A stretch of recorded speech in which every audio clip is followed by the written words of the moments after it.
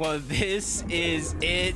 Y'all got your wish. Malabuka and Mustache. And honestly, it wouldn't be an FNCS broadcast if we didn't bring in the reigning, the defending, undisputed champions of EU last season. Whether if it was an inch or a mile, a win's a win. But that's one thing that I like about this team. Malabuka is yet to win an FNCS. He wins his first one. It's only by a point. Thanks to Reese Hub, got a little bit of an interview. He said it didn't even feel like a win. Now, I'm scared this season for every team going up against a Malabuka that feels like he didn't even win yet. It was a close game. I mean, it was 1 point, Jacob, that separated Malabuka, Mustache, and Queasy Thomas HD. It was literally half a knee lift. This is just what they do best, though. Malabuka and Mustache, you know, we've seen them off spawn, contested or uncontested, over towards Grim Gates. They've set themselves up in this game to continue to push forward. Now that they've gotten everything under their control, they're just sitting themselves up, getting some surge, while everybody else, just like Vortex and Belusi, they're stuck on the low ground. They're not in zone. They're not even close. So now, whether they have to worry about surge or not, they're going to have to start to figure out where this next rotation is going to come in at. And you can already see they're going to try now just a little bit of a white line as they use their dashes to try to make up some of that time that they're going to be losing with the distance that they have. But see what I like about these lobbies. Kind of never know who you're going to drop into, who you're going to drop against. And we've seen already just one lobby so far, but just kind of take a look, backtrack. CZB, Nathan, they've won a game. Sammy and Thun, they've won a game. Naku and Kiri, they've won a game as well. So just a lot of action going on to really set the tone of this FNCS qualifier. And something that I kind of said to start the show off was the top 10 for FNCS Finals, Major 1 Grand Finals, had a great start here in this qualifier. Refsguard Hellfire, 53 above, as they start off right into a bit of action. Will they be able to hold on, though? You see 53 above, Refsguard and Hellfire continuing to rotate towards zone, but they know they're also down on surge, 13 below that threshold, and they know Axe Force and Cloudski are rotating behind them. So typically you would see a team try to beeline their way to zone so that way they don't stagger themselves too far. They're stuck in a position to where they have to rotate to zone and simultaneously get this damage, and that's where you're seeing the elevation and the way Refsguard just used the Flowberry Fizz with that elevation to get damage. Barely push himself above the Storm Surge threshold, but at least it's enough to where he can focus on making this next rotation a success, so that way him and Hellfire have a shot on this next rotation right after that. Just see everybody really taking notice that these guys just came from the backside of the zone. They know the HP is weak. Hellfire even getting knocked. And this is where Snazy and POTUS are the ones knocking on that door. This might not be Halloween, but they do want to go trick or treat. And right now, with the knock and elimination onto Hellfire, they got themselves a bag full of treats in terms of loot. Refsguard doing a good job, though. He knew that his teammate was about to go down. Instead of trying to play hero, it's about disengaging, creating space, and letting everybody else that's battling on that low ground figure out what they're doing. And that way, he can just plan the next rotation. Refsguard, this moment, everything is going to slow down. 44 players still left alive in the 7 zone, so Storm Surge overall not going to be too much of a worry in this zone. Only 4 players need to nuke down, and since he is a solo, if he can find some heals, in theory, he could out-heal it. Fremont and his duo just rotating forward in towards zone. They got a little bit of a free rotation as it continues to open up. That full left side, the west and the north, will have so much space that they can work with, but ironically enough, there is one duo that they're rotating in that direction that could try to play gatekeepers, and you can see in the mini-map they are looking in that direction, so no surprise attacks at all. Fremont's the one to try to hit a little quick scope with the sniper to try to get their position. It's up to them. Now that they've elevated themselves up their opponent, zone coming to them, do I fight this? Do I not? Choices are going to be made here for Fremont and his duo, and it does look like they just continue to rotate. They prefer to have a little bit of safety, some space, because placement points have just now begun to set in. Zone closing in. You see Fremont just waiting to the last possible moment. They do get a max pull this time around. So as easy as this rotation was, it may not be easy this time around.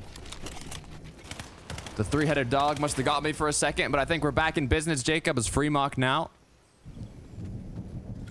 Playing a bit slow, seeing if he can connect any shots here.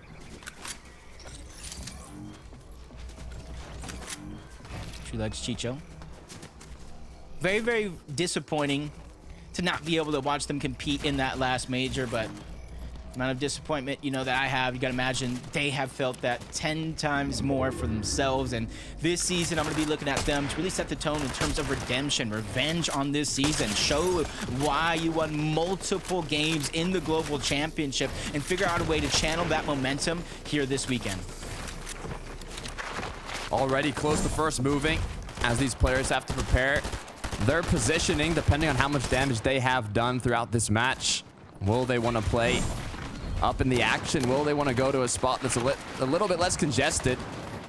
As Banyak, though, and Swizzy, they're feeling happy. They're feeling confident. Already 7 elims to their name before first moving has even begun. Good amount of heals as well. 100 in the Flowberry, as they're just going to look back and see if they can connect some shots. And they have the luxury to do something like that. They're one of the first teams to find that comfortable position in towards zone. And now that the KU's struggling, staggering too far behind, great awareness to watch the low side of their builds. A few seconds later, they could have been caught off guard and possibly pushed into their box, but Malibuca Mustache, front side of the zone, and they're looking stacked like pancakes right now in terms of shield, in terms of heals. Nothing used on the Flowberry Fizz, and because of that, that gives them so much material and resource to save as they jump from one zone to the next. Looking to see what they can connect here. The ones up above, though, it's going to be Fremont and his duo partner here. Taking shots with that Thunderburst SMG, connecting quite a few, but one below. How much above can they get? As they do have that positional advantage. Trying to get a bit ahead here, but the Storm Surges just keep getting at them. Only 63 above. One banana to their name. Fredoxie Trip. Gonna be rotating on top of their opponent's builds as they quickly switch layers, though, looking a lot more healthy now. Yeah, it almost looks like they're giving themselves options to challenge the high ground if they want. They do have the Flowberry Fizz. You talked about the medallion. They have the mythic loot all the way from Grim Gates, and that gives you the best chances not only to go up for the high ground, but sneak up on them as well. Pablo and Bevy, they've been progressively getting better almost every season. Elimination leaders throughout the last round as well. They've heated up. They just need to execute. And it does look like Fredoxie and Trippern have found a way to solidify that high ground. The tables have turned on to Freewalk and his duo, and they're just trying to force him lower and lower into that mess that's down below. For how long, though? Because if the players up ahead of zone now look back, they could take some shots. They could try and drop down as this battle looks like it's not getting close to ending here, as Trip has been knocked. Fredoxie now left alone. He's still up above as he slowly drops down now, looking to connect these shots. He's cracked, though. 49 HP, 52. The banana looking like it's going to be a savior here, recuperating that HP by the second.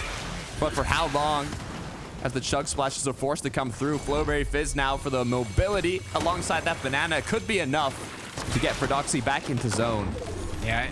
The reason why it is going to be enough, and you see him staying maybe just a little bit too longer than some would hope, but he also has the dash medallion as well, so he's going to be able to cover distance in the blink of an eye. Mixed with the banana, he is looking like Usain Bolt out here, just speeding through the lobby, and there's going to be another opportunity for him to try to survive. There's so much mess going around, but the dash medallion yet again saving the day, much needed, but he's also low on builds. A huge knock and an opportunity there, but so many players catching up to the pace, he's going to be unable to clean it up, but finally taking down Podesai with much needed loot.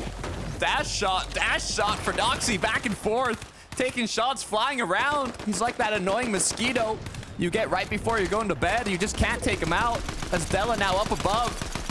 4 elims to this duo, continuing to rain down shots from above. Mustache Malibuca still up as well. 200 effective HP and shield for both players. They are looking incredibly strong. Yep, better not count it too soon. The champs are here. Merstash, Malabuka, 5 eliminations. Double healing towards the backside of the zone. Instead of playing for heal off, they're playing for a strength in numbers. Now, because they did just that, they're going to be able to sneak up on the high ground. The attempt is there, but Druxy and Dell is spotted out. They're trying to defend it, but Merstash is persistent. They chop everything down. The first knock's going to come through. Second shot's onto his opponent, but it's a sacrifice, a trade. Malabuka has fallen, so it's all up to Merstash. He can make it happen, though. If there's a player I'm confident in, Jacob, it's Merstash. 3 elims to his name, but he wants more. The solo right below is cracked, but so is he. Good news is, though, Flowberry Fizz going to be used to recuperate a bit of that shield, and 1 quick shot is going to be enough for the elim. Now just 3 players up. All solos. It's turned into solo FNCS. Yeah, you got to be careful, though. 70 at the bottom. Fredoxie still has that dash coin, but no heals. It doesn't look like anybody really has the HP heals needed to survive as Fredoxie drops onto his opponent, misses the shot needed to get that elimination, and that's the only player we don't know what the heals look like, so this could be huge. Finally, he goes down. 11. Still no heals as Merstash tries to take advantage. Fredoxie with the turn and burn to take him down and take the game. Fredoxie, are you kidding me? 11 eliminations just for Fredoxie, taking one out after the other. Merstash being the last one alongside that win. That is a strong way to start off your second match. I'm not going to say I started to count him out the moment Tripp went down, but the dash coin, the mythic, the moves Fredoxie was able to put on, a nice elimination towards the backside of the zone, and even though he's fighting here, Merstash, look at him, full HP, full shield, but it just wasn't enough to stop Fredoxie. 25 HP, back-to-back shots with the mythic. He really made a statement in that game. What a way to get the job done. But I want to see what's going on. Frank 11 Mini, what did we miss?